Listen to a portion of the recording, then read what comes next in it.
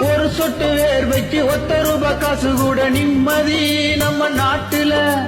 கட்டு கட்ட சம்பாரிச்சு காலமெல்லாம் கஷ்டப்பட்டு நிம்மதி இங்கில்ல. ஒட்டகத்தை மேய்க்கணும்னு இச்சமரம் ஏறணும்னு எழுதிட்டா கடவுள் தலையில.